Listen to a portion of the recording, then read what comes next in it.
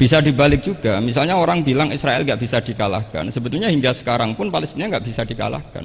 Hebatnya apa Israel? Nyatanya tidak bisa menghilangkan Palestina, paling di Google dihapus gitu saja. Sama, apa sih hebatnya punya TV banyak, pemirsanya banyak? Sebetulnya TV itu menggantung banyak pemirsa, dan itu kita. Sebetulnya mereka yang bergantung kita, apa kita yang bergantung mereka? Ki Haji Bahauddin Nur Salim selama 20 menit begitu. Kedua tokoh ini menarik sekali. Gus Gofur adalah pegiat media sosial, aktif di media sosial, sedangkan Gus Baha tidak. Jadi kita tidak mendengar apa Facebooknya Gus Baha, itu kita tidak pernah mendengar gitu. Apa Twitternya Gus Baha itu kita tidak bisa mendengar. Jadi padahal masa ini menunggu, Gus. Jadi barangkali dari seminar ini kita merekomendasikan Gus Baha ini bisa aktif dalam media sosial begitu. Kita menggunakan media sosial karena ilmu Gus Baha ini banyak ditunggu masyarakat. Jadi banyak yang meng-share. Tetapi video-videonya sudah banyak sekali bertebaran di media sosial di YouTube ini. Jadi barangkali kedua tokoh ini sangat menarik sekali. Meskipun Gus Baha tidak menggunakan media sosial, tetapi sebagai pengamat media sosial barangkali. Atau mungkin kita bisa mendengarkan alasan beliau kenapa tidak menggunakan media sosial. Untuk itu kita langsung serahkan saja pada Dr. Kiai Haji Abdul Ghafur Maimun 20 menit, kemudian langsung Gus Baha 20 menit. Monggo.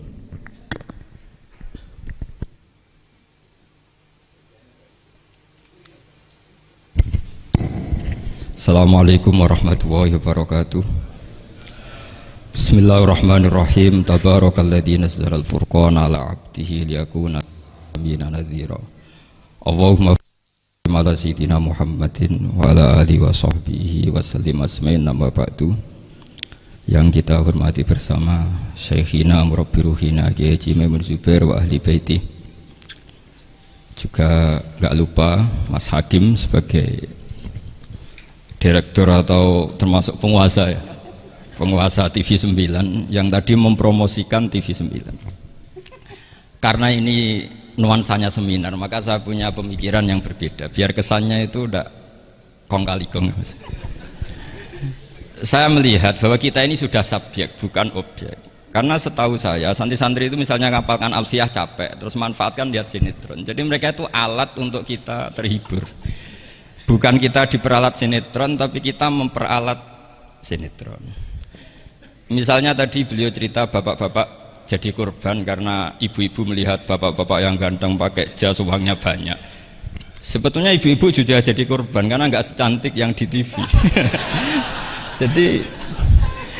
jadi ini penting saya ketahui. Begitu juga melihat Real Madrid misalnya. Kita ini kalau ngidolakan pemain lokal, kan datangkan pelatih, ngelatih itu mahal, bikin stadion mahal. Mendingan ngidolakan yang sudah jadi. Lagi-lagi mereka kita jadikan objek dari keinginan kita yang nggak mau repot-repot ya beli yang instan gitu. Jadi ini mungkin yang saya beda dengan beliau. Saya ini sering ketemu para dokter, para profesor di Jogja. Bahkan saya bikin komunitas grup diskusi kematian. Itu profesor-profesor yang mau mati itu sering diskusi sama saya. Kenapa ini penting? Karena mereka bilang gini, Pak Baha, dunia ini pasti kita tinggalkan saja, perumusnya banyak. Masa kematian yang kita songsong nggak ada perumusnya gitu. Makanya kita bikin tim perumus kematian. Terus saya bilang, ini bedanya profesor sama intelektual. Kalau intelektual itu diskusikan yang profan, dunia itu profan, nanti habis.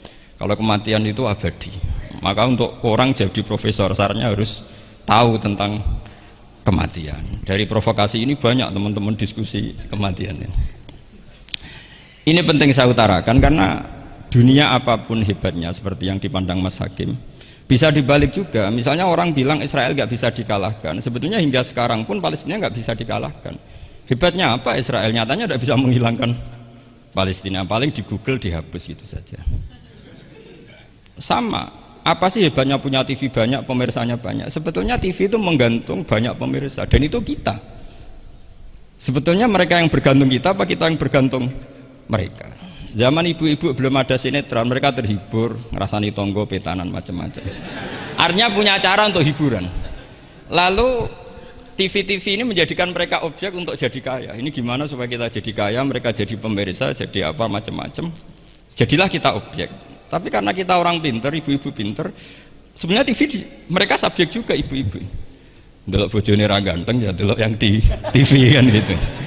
Jadi ini pembanding saja karena ini acaranya seminar, nanti eksekutornya yang penasehnya Gus Yofur, muharirnya ini nanti itu. Jadi menurut saya ini saya seperti pesan Gus Iid, kita sirsan saja, serius tapi santai. Karena setahu saya sering diskusi sama Gus Yofur. Kemarin diskusi tentang waktu di Denmark, di Eropa itu disamakan, dikonversi waktu yang ada Katulistiwa. Apa setiap negara punya aturannya sendiri? Karena Denmark itu ada masa tertentu yang siang itu sampai 3 bulan. Sampai sekarang saya sering diskusi sama beliau tentang itu. Terus tentang Mina Jadi, tentang macam-macam lah. Setahu saya begini ya, pernah ada guyonan di beberapa ulama. Pernah dipertanyakan, cengkeh itu kan wangi, sehingga kalau kue tar itu dikasih cengkeh. Oke, kita sepakat dalam konteks bikin kue tar itu cengkeh dikategorikan pewangi. Lalu kategorinya adalah pewangi. Pertanyaannya berarti kalau orang haji, ihram, merokok itu wajib bayar dam karena pakai pewangi. Itu hampir putus. Karena dikonsensus oleh ahli-ahli pakar kue itu termasuk kategori pewangi. Tapi ketika ada pembanding ini Mas Agi, ini pentingnya pembanding. Lalu berarti orang Jumatan disunatkan rokok, kan harus pakai kesunatannya kan pakai pewangi gitu. Nyatanya tuntas juga. Enggak jadi, artinya keputusan itu udah jadi. Jadi kalau saya ditanya Gus Barok, cara ngelawan hegemoni barat atau derasnya media massa, ya sudah, kalau nggak punya kan nggak keserang. Makanya saya tidak punya gitu.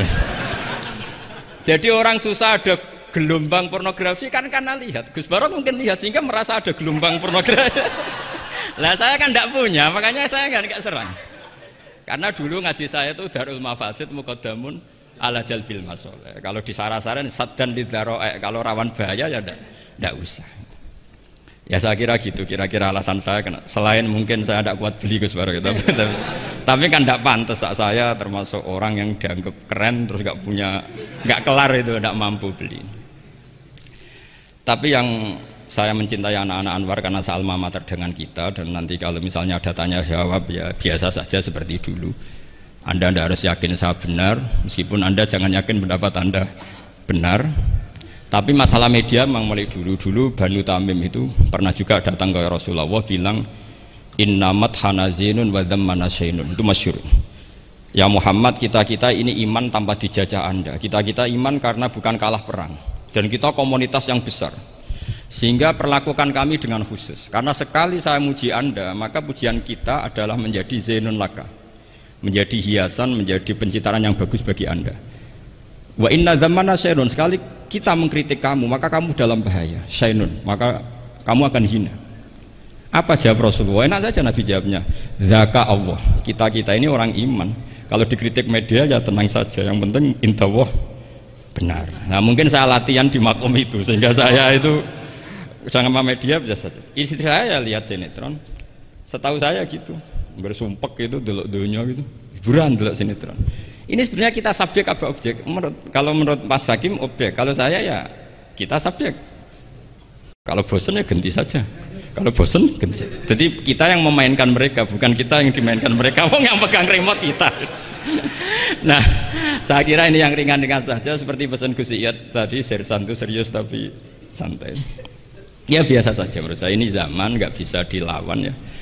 Saya juga beberapa kali ketemu menteri, ketemu pejabat ya, kita sering diskusi. Kadang-kadang mereka bilang, Gus, mbok ya usul tentang sebetulnya tata negara itu kayak apa. Saya bilang ini basa-basi, ada pakarnya, tata negara itu sudah ada pakar. Kalau sampean tanya tata akhirat, saya jelaskan. Ya tata akhirat itu kamu di dunia harus sujud. Dunia ini nanti profan, jabatan menteri itu profan. Kalau akhirat itu abadi. Akhirnya ngaji sama saya. Enggak bab itu tapi. Ini penting, bagaimanapun kita umatnya Nabi yang diamanati menyelamatkan umat ini sampai dunia akhirat. Kalau yang di dunia sudah ada spesialis ya kita terima. Bagaimanapun orang Islam itu kalau bisa ya fit dunya hasanah. Tapi yang sudah agak-agak berKTP akhirat kayak saya jangan dipaksa. Ini penting ya, karena memang ayatnya wafil akhirati hasanah gitu. Jadi kita tidak boleh hanya bicara kompetisi antar TV macam-macam. Kalau antar program pengajian mau saya, karena itu. Ya saya kira demikian, ini penting ya pembanding itu. Karena saya punya cerita ya, betapa Rasulullah SAW ini sangat-sangat akademik ya. Saya punya cerita agak serius. Setelah ini selesai, saya ini terakhir Gus Bara. Suatu saat ada seorang sahabat, ini yang disetujui atau diamini oleh para ahli tafsir. Dia perang gitu atau ditugaskan ke Nabi itu. Di kitab saya sahabat itu namanya Muhallam bin Jassamah. Saya nggak tahu kalau nama itu di kitab Anda karena beda kitab namanya beda. Dulu itu kalau saya jago Tyson kok Tyson kalah, oh di TV saya Tyson menang gitu. Tapi semenjak ada real time katanya nggak mungkin itu. Kalau Tyson menang ya menang semua. Tapi kalau kitab itu beda. Di ayat idza darabtum fi sabilillahi fatabayyanu itu. Kemudian Muhallam bin Jassamah ini membunuh satu orang. Di kitab saya namanya itu Amir bin Atbad. Setelah dibunuh, padahal orang ini setelah terdesak melafadzkan la ilaha illallah Muhammadur Rasulullah. Dalihnya ini kan tentang informasi juga ya, ini kaitannya masih informasi, saya bukan menyempal dari tema. Ditanya sama Rasulullah, kenapa kamu tetap bunuh padahal dia sudah melafadzkan la ilaha illallah? Kata dia, innama qalaha muta'awwidzan, dia melafadzkan itu karena muta'awwidzan saja, ingin berlindung dari serangan kita. Kata Nabi masih ya, Nabi itu kan nggak mudah terpancing emosi. Halla syaqaq ta'an batnik, mbok kamu bedal ya, atau kamu bedah lah hatinya isinya kayak apa. Si Mulaham tadi masih balik loh, ya Rasulullah, lau syaqaq tubatnahu akuntu a'lamu ma fi qalbi. Kalau saya bedah apa saya terus tahu apa isi hatinya? Kata Nabi, ya kamu tetap nggak tahu meskipun kamu bedah hatinya, kamu tetap nggak tahu. Kenapa engkau nyuruh bedah ya Rasulullah? Wong akhirnya saya tetap nggak tahu. Unik jawabannya Nabi itu. Makanya kamu itu sembrono sekali, ngawur sekali kamu ini. Fala anta ta'lamu ma fi qalbi wala anta taqbalu ma takallama bi. Kamu itu orang aneh. Tahu hatinya ndak akan tahu, tapi menerima omongan yang zahir juga nggak mau. Terus mau kamu apa? Gitu. Kemudian orang ini itu dianggap punya kesalahan besar. Satu, bantah Nabi dan membunuh orang sing talafadhu bi kalimati la ilaha illallah. Akhirnya ketika dimakamkan itu lafadhatul ardu, dimuntahkan oleh bumi sampai 3 kali. Terus Rasulullah ngendikan innal ardo taqbalu man huwa syarrun minhu walakinnallaha wa'adzakum alla ta'udu. Sebetulnya bumi itu sering menampung orang yang lebih jelek ketimbang dia. Kita tahu dulu bumi yang nangkung Namrud macam-macam lah, Abu Jahal, Abu Lahab. Tapi kenapa ini jadi begini, nggak diterima bumi? Karena Allah wa'adzakum alla ta'udu. Allah memberi nasihat supaya kamu tidak mengulang. Artinya begini teman-teman santri ya, dalam menerima informasi itu ada hal-hal yang butuh kita sikapi. Ada yang enggak misalnya gini. Masalah talafut bi kalimati syahadah, bi kalimatai syahadah. Itu siapapun yang melafadzkan harus kita terima karena ini kalimat sakral. Bahkan ketika terdesak. Yaitu masyhur itu dalam cerita sebagian kitab, Usama bin Zaid itu pernah membunuh orang padahal sudah talafadhu bi syahadatin. Itu sama Nabi disalah-salahkan. Padahal kata Usama, tapi dia sudah memotong tangan kita, kaki kita. Masa pas kita punya kesempatan tidak boleh bunuh ya Rasulullah? Kata Rasulullah tetap saja ngendikan kaifa tasna'u bila ilahil wahida ja'at yaumal qiyamah. Terus begitu. Nah ini kalau dalam ilmu tafsir atau ilmu hadis disebut kebenaran absolutisme. Sehingga ada hadis mangqala la ilaha illallah dakhalal jannah wa in zana wa in saraka. Kalau di bab fikih informasi itu bisa kita terima kalau mukhbirnya itu adil, datanya valid. Tapi khusus kalimat syahadat itu tidak, wa in zana wa in saraka harus kita terima. Sehingga kita tidak pernah mengkafirkan orang fasik. Misalnya lonte ditanya Tuhan siapa, ya Allah. Rektor Al-Azhar jawabnya ya Allah. Ketua MUI ya jawabnya ya. Jangan karena misalnya copet bilang Tuhan itu Allah, terus MUI bilang wah saya tak jawab yang lain dah nanti sama gitu. Nah, saya pernah ditanya sama dosen di Jogja, Pak Bahak kenapa ada kata wa in zana wa in saroko? Kesannya itu Islam membolehkan zina. Terus saya bilang ini contoh absolutisme kebenaran. Jadi kalau kebenaran itu absolut, kita terima dari siapa saja.